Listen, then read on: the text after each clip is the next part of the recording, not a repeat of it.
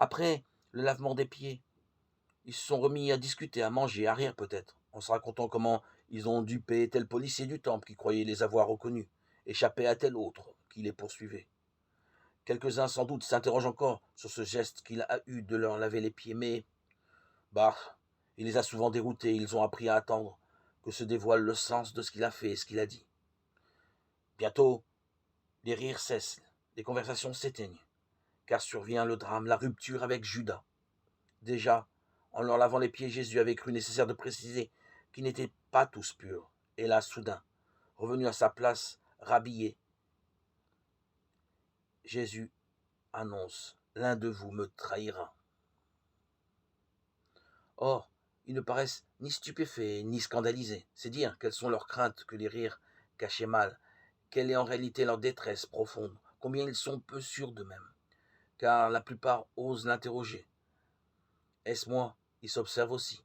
Serait-ce celui-ci, celui-là? Leur reviennent en mémoire des gestes, des mots, des soupirs même, qui pouvaient laisser supposer chez leurs voisins ou chez cet autre tien, qui paraît à présent désemparé, quelque découragement, la lassitude, le désir d'en finir. Ils se tournent vers Jésus, qui en a trop dit ou pas assez à leur gré. Mais qui, dit Jean, qui est troublé en esprit?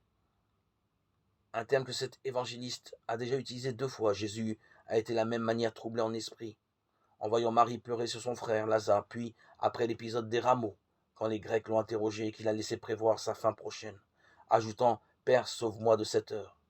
Ce qui, dans ces 2 cas, le trouble bouleverse, l'effraie, c'est de frôler la mort de l'ami, sa propre mort aussi, sa mort qui est le visage de l'un de ceux-là, qu'il a appris à aimer d'un amour tout particulier, et qui l'ont suivi fidèle, malgré injures et moqueries, doutes et coups.